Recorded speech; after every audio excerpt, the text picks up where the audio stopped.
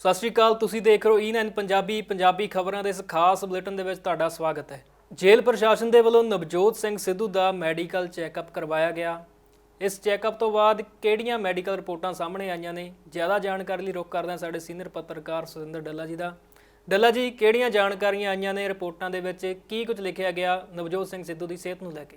देखो, कल ਜਿਹੜਾ ਨਵਜੋਤ ਸਿੰਘ ਸਿੱਧੂ ਉਹਨਾਂ ਦਾ ਮੈਡੀਕਲ ਹੋਇਆ ਉਹ ਇੱਕ ਬਹੁਤ ਮਹੱਤਵਪੂਰਨ ਘਟਨਾ ਸੀ, ਕਿਉਂਕਿ ਨਵਜੋਤ ਸਿੰਘ ਸਿੱਧੂ ਨੂੰ ਕਈ ਤਰ੍ਹਾਂ ਦੀ ਐਲਰਜੀ ਹੈ ਕਣਕ ਤੇ ਚੌਲਾਂ ਤੋਂ, ਕਿਉਂਕਿ 2-3 ਗੰਭੀਰ ਬਿਮਾਰੀਆਂ ਦੇ ਸ਼ਿਕਾਰ ਨੇ, ਐਂਬੋਲਿਜ਼ਮ ਦੇ ਸ਼ਿਕਾਰ ਨੇ, ਫਿਰ ਉਹ ਥ੍ਰੋਲਿਸਿਸ ਕਿਹਾ ਜਾਂਦਾ ਉਹਦੀ ਵੀ ਸਮੱਸਿਆ ਹੈ, ਅਤੇ ਇਹਦੇ ਨਾਲ ਨਾਲ ਫੈਟੀ ਲਿਵਰ ਗ੍ਰੇਡ 3 ਹੈ। ਫੈਟੀ ਲਿਵਰ ਗ੍ਰੇਡ 3 ਥੋੜ੍ਹੀ ਜਿਹੀ ਐਡਵਾਂਸ ਸਟੇਜ ਹੁੰਦੀ ਹੈ ਬਿਮਾਰੀ ਦੀ, ਲਿਵਰ ਦੀ ਬਿਮਾਰੀ ਦੀ।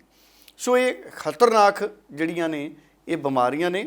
ਉਹ ਠੀਕ ਹੈ, ਜਿਹੜੇ ਪੋਲੀਟੀਕਲ ਲੀਡਰ ਹੁੰਦੇ ਨੇ ਨਵਜੋਤ ਸਿੰਘ ਸਿੱਧੂ ਵਰਗੇ, ਉਹ ਸਾਨੂੰ ਹਰ ਵਕਤ ਘੁੰਮਦੇ ਦਿਖਦੇ ਨੇ, ਪਰ ਇੱਕ ਹਿੱਸਾ ਉਹਨਾਂ ਦੀ ਜ਼ਿੰਦਗੀ ਦਾ ਲੁਕਿਆ ਹੋਇਆ ਇਹ ਵੀ ਹੁੰਦਾ ਹੈ ਕਿ ਉਹਨਾਂ ਦਾ ਇਲਾਜ ਵੀ ਚੱਲ ਰਿਹਾ ਹੁੰਦਾ। ਅਤੇ ਜਦੋਂ ਹੁਣ ਨਵਜੋਤ ਸਿੰਘ ਸਿੱਧੂ ਹੋਣੀ ਜੇਲ੍ਹ ਗਏ, ਭਾਵੇਂ ਕਈ ਲੀਡਰ ਉਹਨਾਂ ਦੇ ਉੱਤੇ ਵਿਅੰਗ ਕੱਸ ਰਹੇ ਨੇ, ਮਜ਼ਾਕ ਬਣਾ ਰਹੇ ਨੇ, ਪਰ ਕਿਸੇ ਵੀ ਮਨੁੱਖ ਦੀ ਜਿਹੜੀ ਸਰੀਰਕ ਜ਼ਰੂਰਤ ਹੈ ਜਾਂ ਬਿਮਾਰੀ ਹੈ ਉਹਨੂੰ ਗੰਭੀਰਤਾ ਨਾਲ ਸਮਝਣ ਦੀ ਲੋੜ ਹੈ। ਇਸੇ ਕਰਕੇ ਜਿਹੜੀ ਪਟਿਆਲੇ ਦੇ ਚੀਫ ਜੱਜ ਦੀ ਅਦਾਲਤ ਹੈ, ਉਹਨਾਂ ਨੇ ਮੈਡੀਕਲ ਬੋਰਡ ਬਣਾਉਣ ਦਾ ਹੁਕਮ ਦਿੱਤਾ ਕਿ ਇਹ ਬਹੁਤ ਗੰਭੀਰ ਮਾਮਲਾ ਹੈ। ਔਰ ਜਿਹੜਾ ਮੈਡੀਕਲ ਬੋਰਡ ਬਣਿਆ, ਬਹੁਤ ਸੰਭਾਵਨਾ ਹੈ ਕਿ ਅੱਜ ਉਹ ਮੈਡੀਕਲ ਬੋਰਡ ਆਪਣੀ ਰਿਪੋਰਟ ਪਟਿਆਲਾ ਦੀ ਚੀਫ ਜਸਟਿਸ ਦੀ ਅਦਾਲਤ 'ਚ ਸੌਂਪ ਦੇਵੇਗਾ।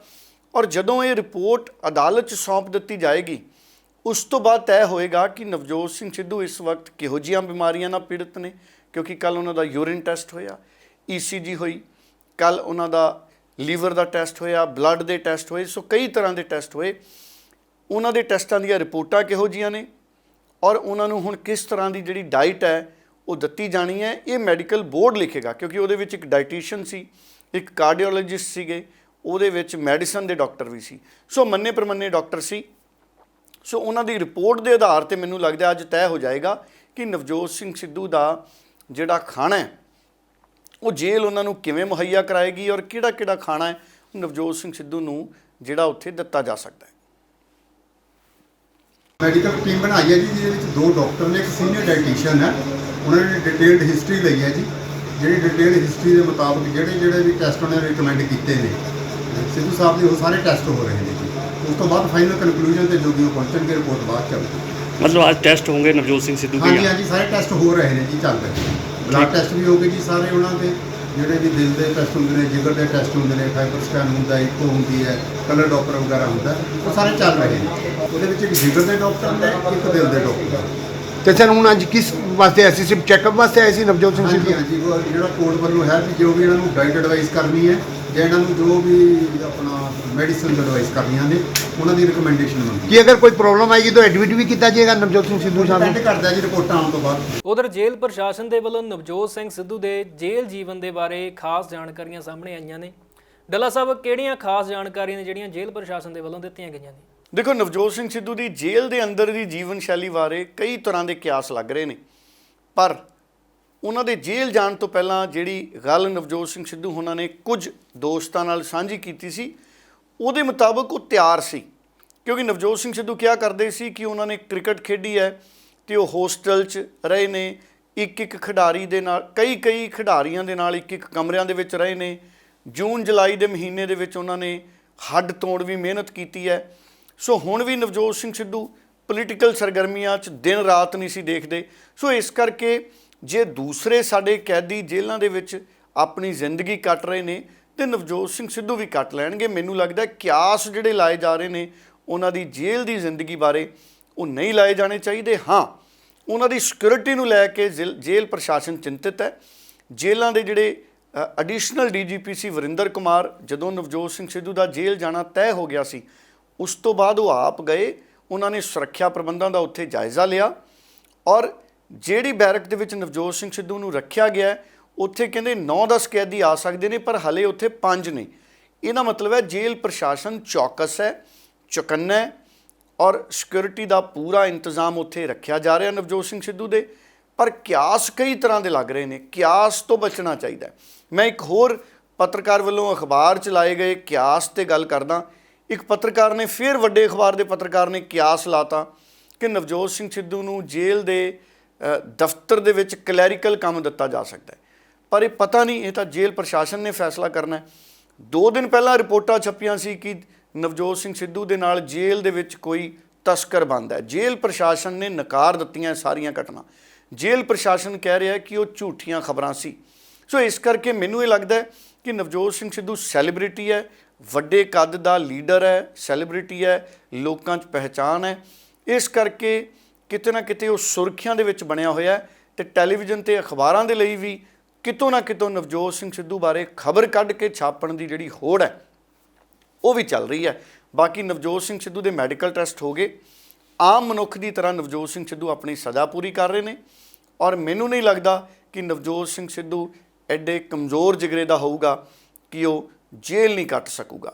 ਕਈ ਲੀਡਰ ਵਿਅੰਗ ਕਰ ਰਹੇ ਨੇ, ਪਰ ਨਵਜੋਤ ਸਿੰਘ ਸਿੱਧੂ ਦੀਆਂ ਜ਼ਿੰਦਗੀ ਦੀਆਂ ਪ੍ਰਾਪਤੀਆਂ, ਉਤਾਰ ਚੜ੍ਹਾਅ, ਜਿਹੜਾ ਵਿਅਕਤੀ ਪੰਜਾਬ ਲਈ ਆਪਣੇ ਕਰੋੜਾਂ ਰੁਪਏ ਦੀ ਆਮਦਨ ਛੱਡ ਸਕਦਾ ਹੈ ਉਹ ਵਿਅਕਤੀ ਜੇਲ੍ਹ ਵੀ ਕੱਟ ਸਕਦਾ ਹੈ, ਕਿਉਂਕਿ ਉਹ ਜਿਹੜਾ ਵਿਅਕਤੀ ਹੈ ਉਹ ਬਿਨਾਂ ਪੈਸੇ ਤੋਂ ਔਰ ਬਿਨਾਂ ਸਹੂਲਤਾਂ ਤੋਂ ਰਹਿਣ ਦਾ ਆਦੀ ਹੈ। ਸੋ ਨਵਜੋਤ ਸਿੰਘ ਸਿੱਧੂ ਨੂੰ ਸਹੂਲਤਾਂ ਦਾ ਲਾਲਚ ਕਦੇ ਵੀ ਨਹੀਂ ਰਿਹਾ। ਸੋ ਇਸ ਕਰਕੇ ਉਹਨਾਂ ਦੀ ਜੇਲ੍ਹ ਜ਼ਿੰਦਗੀ 'ਤੇ ਵੀ ਇਸੇ ਤਰ੍ਹਾਂ ਜਗਦੀਸ਼ ਜੀ, ਆਪਣੇ ਮਨਦੀਪ ਜੀ, ਸਵਾਲ ਚੱਲਦੇ ਰਹਿਣੇ ਨੇ, ਅਖਬਾਰ ਛਾਪਦੇ ਰਹਿਣੇ ਨੇ, ਟੀਵੀਆਂ ਨੇ ਦਿਖਾਉਂਦੇ ਰਹਿਣਾ। ਸੋ ਮੈਨੂੰ ਲੱਗਦਾ ਇਹ ਚੀਜ਼ਾਂ ਐਂ ਹੀ ਚੱਲੀ ਜਾਣੀਆਂ ਤੇ ਸਾਨੂੰ ਇਹਨਾਂ ਦੇ ਅਸਲ ਉਦੇਸ਼ ਨੂੰ ਸਮਝਣ ਦੀ ਸਾਨੂੰ ਜ਼ਰੂਰਤ ਹੈ ਜੋ ਕੁਝ ਵਾਪਰ ਰਿਹਾ। ਸੂਬਾ ਸਰਕਾਰ ਦੇ ਵੱਲੋਂ ਸਰਕਾਰੀ ਜ਼ਮੀਨਾਂ ਦੇ ਉੱਪਰ ਨਜਾਇਜ਼ ਕਬਜ਼ਿਆਂ ਨੂੰ ਲੈ ਕੇ ਕਾਰਵਾਈਆਂ ਲਗਾਤਾਰ ਜਾਰੀ ਨੇ। ਹੁਣ ਤੱਕ ਸੂਬਾ ਸਰਕਾਰ ਦੇ ਵੱਲੋਂ 2600 ਏਕੜ ਤੋਂ ਨਜਾਇਜ਼ ਕਬਜ਼ੇ ਨੇ ਜਿਹੜੇ ਉਹ ਹਟਾਏ ਗਏ ਨੇ। ਕੈਬਨਿਟ ਮੰਤਰੀ ਕੁਲਦੀਪ ਸਿੰਘ ਧਾਲੀਵਾਲ ਦਾ ਕਹਿਣਾ ਹੈ ਕਿ ਛੋਟੇ ਕਿਸਾਨਾਂ ਦਾ ਖਾਸ ਧਿਆਨ ਰੱਖਿਆ ਜਾਵੇਗਾ, ਕਿਸਾਨਾਂ ਦੇ ਨਾਲ ਕੋਈ ਵੀ ਧੱਕਾ ਨਹੀਂ ਹੋਏਗਾ। ਤੇ ਹੋਰ ਕੀ ਕੁਝ ਕਹਿਣਾ ਕੁਲਦੀਪ ਸਿੰਘ ਧਾਲੀਵਾਲ ਦਾ, ਆਓ ਸੁਣਦੇ ਹਾਂ। 23 ਕਿਸਾਨ ਜਥੇਬੰਦੀਆਂ ਦੇ ਆਗੂ ਜਿਨ੍ਹਾਂ ਦੇ ਨਾਲ ਅਸੀਂ ਕਰੀਬ, ਅੱਜ ਵੀ ਉਹਨਾਂ ਹੀ ਟਾਈਮ ਹੋ ਗਿਆ, ਕਰੀਬ 2.5-3 ਘੰਟੇ ਅਸੀਂ ਕਾਫੀ ਚੀਜ਼ਾਂ ਜਿਹੜੀਆਂ ਡਿਸਕਸ ਕੀਤੀਆਂ। ਸਾਡੀ ਸਭ ਦੀ ਇਹ ਸਹਿਮਤੀ ਬਣੀ ਹੈ ਕਿ ਜਿਹੜੀ ਅਸੀਂ ਇਹ ਕਬਜ਼ਾ ਛਡਾਉਣ ਲਈ ਮੁਹਿੰਮ ਸ਼ੁਰੂ ਕੀਤੀ ਹੈ ਇਹ ਬਿਲਕੁਲ ਵਧੀਆ, ਠੀਕ ਹੈ, ਇਹਨੂੰ ਜਾਰੀ ਰੱਖਿਆ ਜਾਊਗਾ।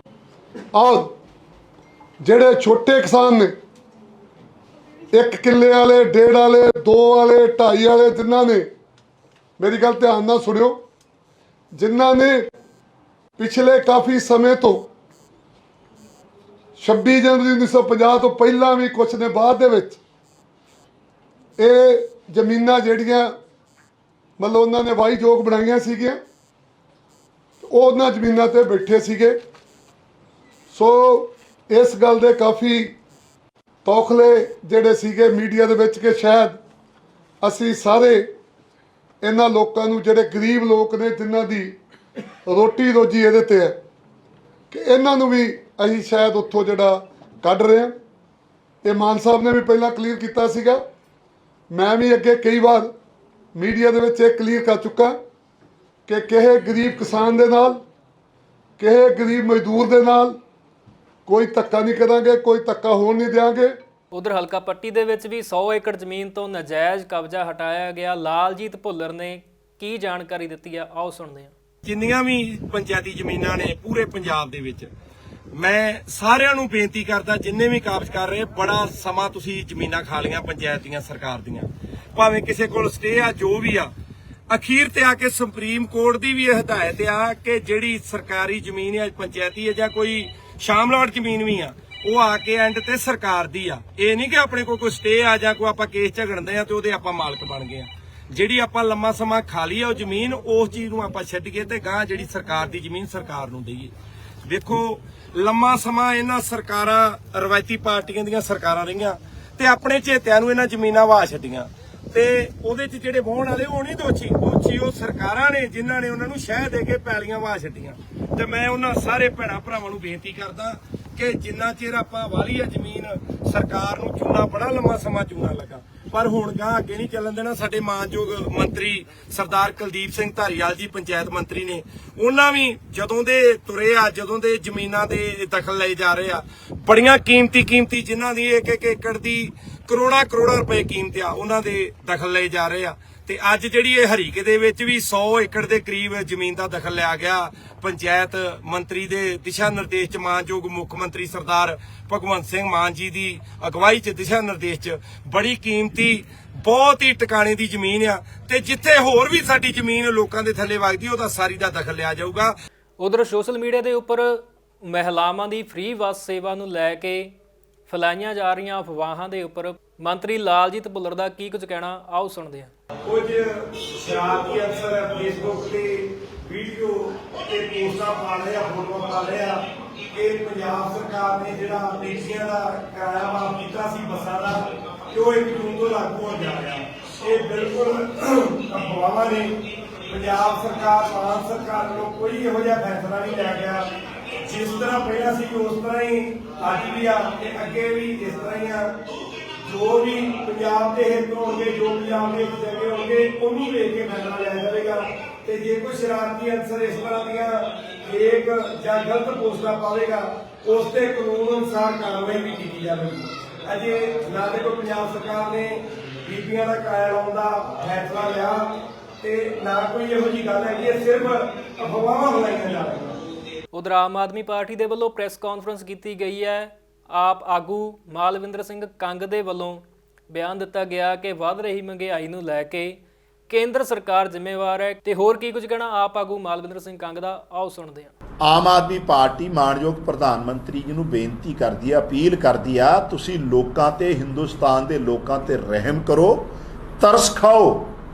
ਨੌਜਵਾਨ, ਕਿਸਾਨ, ਗਰੀਬ, ਮਜ਼ਦੂਰ, ਆਮ ਮੀਡੀਓਕਰ ਫੈਮਿਲੀ ਜਿਹੜੀ ਆ, ਉਹ 2 ਟਾਈਮ ਦੀ ਰੋਟੀ ਵੀ ਜਿਹੜੀ ਆ ਉਹਨਾਂ ਨੂੰ ਖਾਣ ਨੂੰ ਦੂਬਰ ਹੋ ਗਈ ਆ, ਮਜਬੂਰ ਇੰਨੀ ਹੋ ਗਈ ਆ, ਇੰਨੀ ਮੁਸ਼ਕਲ ਹਾਲਾਤ 'ਚ ਦੇਸ਼ ਚੱਲ ਰਿਹਾ। ਮੈਨੂੰ ਲੱਗਦਾ ਮਾਣਯੋਗ ਪ੍ਰਧਾਨ ਮੰਤਰੀ ਔਰ ਭਾਰਤ ਦੀ ਸਰਕਾਰ ਨੂੰ ਲੋਕਾਂ ਨੂੰ ਰਾਹਤ ਦੇਣੀ ਚਾਹੀਦੀ ਆ। ਨਹੀਂ ਤੇ ਜਿਹੜਾ ਪ੍ਰਧਾਨ ਮੰਤਰੀ ਜੀ ਕਹਿੰਦੇ ਆ ਨਾ, ਨਹੀਂ ਤਾਂ ਮੈਂ ਝੋਲਾ ਉਠਾ ਕੇ ਚਲਾ ਜਾਊਂਗਾ, ਤੇ ਨਹੀਂ ਤੇ ਉਹਨਾਂ ਨੂੰ ਹੱਥ ਜੋੜ ਕੇ ਬੇਨਤੀ ਆ, ਤੁਸੀਂ ਝੋਲਾ ਉਠਾ ਕੇ ਚਲੇ ਜਾਓ। ਇਹ ਦੇਸ਼ ਤੇ ਰਹਿਮ ਕਰੋ, ਦੇਸ਼ ਦੇ ਲੋਕਾਂ ਤੇ ਰਹਿਮ ਕਰੋ। ਇਸ ਤਰੀਕੇ ਨਾਲ ਮੁਲਕ ਨਹੀਂ ਚੱਲਦੇ। ਅੱਜ ਸਾਰਾ ਦੇਸ਼ ਜਿਹੜਾ ਹਰੇਕ ਵਰਗ ਤਰਾਹੀ ਕਰ ਰਿਹਾ। ਪਿਛਲੇ ਦਿਨਾਂ 'ਚ ਅਸੀਂ ਲੋਕਡਾਊਨ 'ਚ ਵੀ ਤਸਵੀਰਾਂ ਜਿਹੜੀਆਂ ਦੇਖੀਆਂ, ਉਹ ਆਪਣੇ ਆਪ 'ਚ ਜਿਹੜਾ ਸਾਡੀ ਮੌਜੂਦਾ ਆਰਥਿਕ ਹਾਲਾਤ ਜਿਹੜੇ ਆ ਦੇਸ਼ ਦੇ ਦੱਸਦੇ ਆ। ਸੋ ਅੱਜ ਪ੍ਰਧਾਨ ਮੰਤਰੀ ਜੀ ਔਰ ਭਾਰਤੀ ਜਨਤਾ ਪਾਰਟੀ ਨੂੰ ਸਾਡੀ ਅਪੀਲ ਹੈ ਕਿ ਮਹਿੰਗਾਈ ਨੂੰ ਲੈ ਕੇ ਸਖਤ ਕਦਮ ਲਵੇ, ਦੇਸ਼ ਦੀ ਸਰਕਾਰ ਕੰਟਰੋਲ ਕਰੇ ਔਰ ਆਮ ਲੋਕਾਂ ਨੂੰ ਰਾਹਤ ਦੇਵੇ। ਉਧਰ ਅਕਾਲੀ ਦਲ ਦੇ ਆਗੂ ਅਰਸ਼ਦੀਪ ਸਿੰਘ ਕਲੇਰ ਨੇ ਨਸ਼ਿਆਂ ਦੇ ਮੁੱਦੇ ਨੂੰ ਲੈ ਕੇ ਆਪ ਸਰਕਾਰ ਦਾ ਘਿਰਾਓ ਕੀਤਾ। ਉਹਨਾਂ ਦਾ ਕਹਿਣਾ ਹੈ ਕਿ ਨਸ਼ਿਆਂ ਨੂੰ ਲੈ ਕੇ ਸਖਤ ਕਦਮ ਚੁੱਕਣ ਸੀਐਮ ਮਾਨ। ਇਹ ਨਸ਼ਾ ਰੂਪੀ ਸ਼ੇਰ ਪੰਜਾਬ ਦੀ ਗਲੀਆਂ ਦੇ ਵਿੱਚ ਘੁੰਮ ਕੇ ਪੰਜਾਬ ਦੇ ਨੌਜਵਾਨਾਂ ਨੂੰ ਖਾ ਰਿਹਾ ਹੈ। ਤਾਂ ਹੁਣ ਮੇਰਾ ਮੁੱਖ ਮੰਤਰੀ ਭਗਵੰਤ ਮਾਨ ਸਾਹਿਬ ਨੂੰ ਇਹ ਸਵਾਲ ਹੈ ਕਿ ਕੀ ਸੰਗਰੂਰ ਵਿਖੇ ਕੱਢੀ ਸਾਈਕਲ ਰੈਲੀ ਨਸ਼ਾ ਤਸਕਰਾਂ ਦੇ ਖਿਲਾਫ ਇੱਕ ਠੋਸ ਕਦਮ ਹੈ? ਕਿਉਂਕਿ ਇਹ ਜਿਹੜੀਆਂ ਹੁਣ ਮੈਂਬਰ ਪਾਰਲੀਮੈਂਟ ਦੀਆਂ ਚੋਣਾਂ ਆ ਰਹੀਆਂ ਨੇ, ਉਹਦੇ 'ਚ ਤੁਹਾਡੀ ਪਾਰਟੀ ਦਾ, ਤੁਹਾਡੇ ਪਰਿਵਾਰ ਦਾ ਸਰਕਾਰੀ ਖਰਚੇ ਤੇ ਤਾਂ ਪ੍ਰਚਾਰ ਹੋ ਸਕਦਾ ਹੈ, ਪਰ ਨਸ਼ਿਆਂ ਵਿਰੁੱਧ ਇਹ ਕਿੰਨਾ ਕਾਰਗਰ ਹੋਏਗਾ, ਇਹ ਵੀ ਪੰਜਾਬ ਦੇ ਲੋਕਾਂ ਨੂੰ ਦੱਸੋ। ਔਰ ਅੱਜ ਭਗਵੰਤ ਮਾਨ ਸਾਹਿਬ, ਮੈਂ ਤੁਹਾਡਾ ਧਿਆਨ ਤੁਹਾਡੀ ਪਾਰਟੀ ਦੇ ਸੁਪਰੀਮੋ, ਤੁਹਾਡੇ ਪੋਲੀਟੀਕਲ ਗੁਰੂ ਅਰਵਿੰਦ ਕੇਜਰੀਵਾਲ ਸਾਹਿਬ ਦੇ ਇੱਕ ਬਿਆਨ ਤੇ ਦਿਵਾਉਣਾ ਚਾਹੁੰਦਾ, ਜਿੱਥੇ ਉਹਨਾਂ ਨੇ ਓਪਨਲੀ ਇਹ ਗੱਲ ਕਹੀ ਸੀ ਕਿ ਅਗਰ ਪੰਜਾਬ ਦਾ ਮੁੱਖ ਮੰਤਰੀ ਨਸ਼ਾ ਤਸਕਰਾਂ ਦੇ ਨਾਲ ਨਹੀਂ ਮਿਲਿਆ ਹੋਇਆ ਤਾਂ ਉਹ ਸੂਬੇ ਦੇ ਡੀਜੀਪੀ ਨੂੰ ਨਾਲ ਲੈ ਕੇ 10 ਦਿਨਾਂ ਦੇ ਵਿੱਚ ਸੂਬੇ 'ਚੋਂ ਨਸ਼ਾ ਖਤਮ ਕਰ ਸਕਦਾ ਹੈ। ਅੱਜ 2 ਮਹੀਨੇ ਹੋ ਗਏ। ਸੋ ਅਗਰ ਹੁਣ ਅਰਵਿੰਦ ਕੇਜਰੀਵਾਲ ਸਾਹਿਬ ਦੀ ਮੰਨੀਏ ਤਾਂ ਫਿਰ ਤੁਹਾਡੀ ਨਸ਼ੇ ਦੇ ਤਸਕਰਾਂ ਨਾਲ ਮਿਲੀ ਭੁਗਤ ਹੈ। ਅਗਰ ਨਹੀਂ ਤਾਂ ਹੁਣ ਤੁਸੀਂ ਮੀਡੀਆ ਦੇ ਉੱਤੇ ਆਓ ਤੇ ਲੋਕਾਂ ਨੂੰ ਇਹ ਗੱਲ ਦੱਸੋ ਕਿ ਕੇਜਰੀਵਾਲ ਸਾਹਿਬ ਝੂਠ ਬੋਲਦੇ ਨੇ ਚੋਣਾਂ ਜਿੱਤਣ ਲਈ। ਜਿੱਦਾਂ ਬਿਜਲੀ ਦਾ ਝੂਠ ਸੀ, ਜਿੱਦਾਂ 1000 ਰੁਪਏ ਦਾ ਝੂਠ ਸੀ, ਉਸੇ ਤਰੀਕੇ ਇਹ ਵੀ ਲੋਕਾਂ ਦੇ ਨਾਲ ਝੂਠ ਸੀ, 420 ਸੀ। ਤੇ ਜਿਹੜੀਆਂ ਰੈਲੀਆਂ, ਸਾਈਕਲ ਰੈਲੀ ਕੱਢਣੀ, ਇਹ ਮਾਨ ਸਾਹਿਬ ਜਦੋਂ 7 ਸਾਲ ਮੈਂਬਰ ਪਾਰਲੀਮੈਂਟ ਸੀ, ਇਹ ਉਦੋਂ ਕੱਢਦੇ। ਅੱਜ ਪੰਜਾਬ ਦੇ ਮੁੱਖ ਮੰਤਰੀ ਹੋ, ਹੋਮ ਮਿਨਿਸਟਰ ਵੀ ਹੋ, ਪੁਲਿਸ ਤੁਹਾਡੇ ਕੋਲੇ ਹੈ। ਸੋ ਠੋਸ ਕਦਮ ਚੁੱਕੋ, ਪੰਜਾਬ ਦੇ ਨੌਜਵਾਨਾਂ ਨੂੰ ਇਹ ਨਸ਼ੇ ਦੇ ਦਲਦਲ ਤੋਂ ਬਚਾਓ। ਉਧਰ ਮੁੱਖ ਮੰਤਰੀ ਦੀ ਨਸ਼ਿਆਂ ਦੇ ਖਿਲਾਫ ਰੈਲੀ ਤੋਂ ਬਾਅਦ ਸ਼੍ਰੋਮਣੀ ਅਕਾਲੀ ਦਲ ਦੇ ਸੀਨੀਅਰ ਆਗੂਆਂ ਦੇ ਪ੍ਰਤੀਕਰਮ ਹੋਣੇ ਸ਼ੁਰੂ ਹੋ ਗਏ ਨੇ। ਸ਼੍ਰੋਮਣੀ ਅਕਾਲੀ ਦਲ ਦੇ ਸੀਨੀਅਰ ਆਗੂ ਚਰਨਜੀਤ ਬਰਾੜ ਦਾ ਕੀ ਕੁਝ ਕਹਿਣਾ, ਆਓ ਸੁਣਦੇ ਹਾਂ। ਮੁੱਖ ਮੰਤਰੀ ਸਾਹਿਬ ਨੇ ਸੰਗਰੂਰ ਦੇ ਵਿੱਚ ਜਾ ਕੇ ਇੱਕ ਜਾਗਰੂਕਤਾ ਰੈਲੀ ਕੱਢੀ ਹੈ। ਵੈਸੇ ਤਾਂ ਇਹ ਹੁੰਦਾ ਕਿ ਸਰਕਾਰਾਂ ਨੂੰ ਜਾਗਰੂਕ ਕਰਨਾ ਹੋਵੇ ਤੇ ਫਿਰ ਕੋਈ ਸਮਾਜ ਸੇਵੀ ਜਾਂ ਵਿਰੋਧੀ ਪਾਰਟੀਆਂ ਤਾਂ ਜਾਗਰੂਕਤਾ ਰੈਲੀ ਕੱਢਦੀਆਂ। ਇਹ ਪਹਿਲਾ ਮੌਕਾ ਦੇਖਿਆ ਕਿ ਮੁੱਖ ਮੰਤਰੀ ਜਾਗਰੂਕਤਾ ਰੈਲੀ ਕੱਢ ਰਿਹਾ। ਮੁੱਖ ਮੰਤਰੀ ਸਾਹਿਬ, ਤੁਹਾਡਾ ਕੰਮ ਹੈ ਨਸ਼ਿਆਂ ਨੂੰ ਰੋਕਣਾ, ਤੁਹਾਡਾ ਕੰਮ ਹੈ ਨਸ਼ਿਆਂ ਨੂੰ ਬੰਦ ਕਰਾਉਣਾ। ਜਾਗਰੂਕ ਕਿਸ ਗੱਲ ਤੋਂ ਕਰ ਰਹੇ ਹੋ ਤੁਸੀਂ? ਜਿੰਨੇ ਤੁਹਾਡੇ ਨਾਲ ਬੰਦੇ ਤੁਰੇ ਫਿਰਦੇ ਸੀ, ਆਵਾਜ਼ਾਂ ਤਾਂ ਉਹਨਾਂ ਤੇ ਵੀ ਕਈਆਂ ਦੇ ਵਿੱਚੋਂ ਉੱਠਦੀਆਂ। ਕੱਲ ਤੱਕ ਫੋਟੋਆਂ ਸ਼ਾਇਦ ਕਈ ਕੁਝ ਸਾਹਮਣੇ ਆਊਗਾ। ਪਰ ਮੈਂ ਸਮਝਦਾ ਕਿ ਨਸ਼ਾ ਸ਼ਰੇ ਬਾਜ਼ਾਰ ਵਿਕ ਰਿਹਾ ਹੈ। ਆ ਰਾਜਪੁਰੇ ਦੇ ਵਿੱਚੋਂ ਸਾਡੇ ਕਿਸ ਤਰ੍ਹਾਂ ਵੀਡੀਓ ਸਾਹਮਣੇ ਆ ਗਈ ਕਿ ਲੇਡੀਜ਼ ਬੈਠੀਆਂ ਸ਼ਰੇਆਮ ਨਸ਼ਾ ਵੇਚ ਰਹੀਆਂ। ਅੱਜ ਵੀ ਫਿਰੋਜ਼ਪੁਰ ਦੇ ਵਿੱਚ ਇੱਕ ਮੌਤ ਹੋ ਗਈ, ਜਲੰਧਰ ਦੇ ਵਿੱਚ ਵੀ ਕੱਲ ਪਰਸੋਂ ਮੌਤ ਹੋਈ ਹੈ। ਅੱਜ ਤੱਕ ਤੁਹਾਡੀ ਸਰਕਾਰ ਦੇ ਦੌਰਾਨ ਲਗਭਗ 65-70 ਮੁੰਡੇ ਜਿਹੜੇ ਹੈਗੇ ਉਹ ਨਸ਼ੇ ਦੇ ਕਾਰਨ ਮਾਰੇ ਜਾ ਚੁੱਕੇ ਆ। ਇਸ ਕਰਕੇ ਇਹ ਜਾਗਰੂਕਤਾ ਰੈਲੀਆਂ ਨਾਲ ਨਸ਼ਾ ਬੰਦ ਨਹੀਂ ਹੋਣਾ। ਨਸ਼ਾ ਜਿਹੜਾ ਹੈਗਾ ਪੁਲਿਸ ਦੀ ਤੇ ਤੁਹਾਡੀ ਵਿਲ ਪਾਵਰ ਨਾਲ ਬੰਦ ਹੋਣਾ ਹੈ, ਔਰ ਜਲਦੀ ਬੰਦ ਕਰਾਓ ਤਾਂ ਕਿ ਲੋਕਾਂ ਦੇ ਹੋਰ ਚਿਰਾਗ ਜਿਹੜੇ ਆ ਘਰ ਦੇ ਨਾ ਬੁਝਣ। ਉਧਰ ਦਿੱਲੀ ਦੇ ਵਿੱਚ ਕਾਂਗਰਸ ਦੇ ਵੱਲੋਂ ਇੱਕ ਪ੍ਰੈਸ ਕਾਨਫਰੰਸ ਕੀਤੀ ਗਈ ਹੈ, ਜਿਸ ਦੇ ਵਿੱਚ ਬੀਜੇਪੀ ਸਰਕਾਰ ਨੂੰ ਉਹਨਾਂ ਨੇ ਨਿਸ਼ਾਨੇ ਦੇ ਉੱਪਰ ਲਿਆ। ਪੈਟਰੋਲ ਅਤੇ ਡੀਜ਼ਲ ਦੀਆਂ ਵਧ ਰਹੀਆਂ ਕੀਮਤਾਂ ਨੂੰ ਲੈ ਕੇ ਕਾਂਗਰਸ ਨੇ ਬੀਜੇਪੀ ਸਰਕਾਰ ਨੂੰ इस दा जिम्मेवार ठहराया। 2014 की तुलना में पेट्रोल पर आज भी केंद्र सरकार 10 रुपये 52 पैसे प्रति लीटर एक्साइज ड्यूटी ज्यादा ले रही है। अर्थात जो 2014 में एक्साइज ड्यूटी थी उससे दोगुनी से भी ज्यादा, more than twice still government of India is charging the excise duty on petrol. तो ये तो हुई पेट्रोल की बात। डीजल और भी इसमें रोचक है।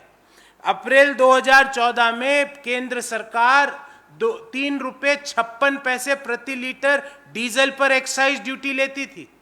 मोदी जी की जो thank you Modi ji policy के तहत आज 15 रुपये 80 पैसे प्रति लीटर हुई है, कम करने के बावजूद। अर्थात 3 रुपये 56 पैसे जो हम लेते थे वो आज 15 रुपये 80 पैसे, अर्थात 4 गुना से भी ज्यादा, मोर देन 4 टाइम्स। उसके लिए थैंक यू मोदी जी। लगाओ पोस्टर थैंक यू मोदी जी के कि भाई पहले से आपने 4 गुना ज्यादा डीजल पर एक्साइज ड्यूटी ले ली। इसके लिए देश आपका आभारी है मोदी जी। श्री गुरु हरगोबिंद साहिब जी के गुरता गद्दी दिवस ਨੂੰ ਲੈ ਕੇ श्री अकाल तख्त साहिब ਦੇ ਜਥੇਦਾਰ ਗਿਆਨੀ ਹਰਪ੍ਰੀਤ ਸਿੰਘ ਦਾ ਇੱਕ ਸਿੱਖ ਸੰਗਤਾਂ ਨੂੰ ਖਾਸ ਸੁਨੇਹਾ ਆਇਆ। ਕੀ ਉਹਨਾਂ ਦਾ ਇਹ ਖਾਸ ਸੁਨੇਹਾ, ਆਓ ਸੁਣਦੇ ਹਾਂ। ਅੱਜ ਵੀ ਜ਼ਰੂਰਤ ਹੈ ਸਾਡੇ ਖਾਸ ਤੌਰ ਤੇ ਸਿੱਖ ਨੌਜਵਾਨ ਬੱਚਿਆਂ ਨੂੰ ਕਿ ਗੁਰੂ ਹਰਗੋਬਿੰਦ ਸਾਹਿਬ ਸੱਚੇ ਪਾਤਸ਼ਾਹ ਦੇ ਆਦੇਸ਼ਾਂ ਦੀ ਇਹ ਪਾਲਣਾ ਕਰਦੇ ਆ। ਸ਼ਸਤਰਧਾਰੀ ਹੋਈਏ, ਗੱਤਕੇਬਾਜ਼ੀ, ਤਲਵਾਰਬਾਜ਼ੀ, ਨਿਸ਼ਾਨੇਬਾਜ਼ੀ, ਇਹ ਜਿਹੜੀਆਂ ਕਲਾਵਾਂ ਨੇ ਇਹਨਾਂ ਦੇ ਵਿੱਚ ਸੁਸਿੱਖਿਅਤ ਹੋਈਏ। ਔਰ ਹਰ ਸਿੱਖ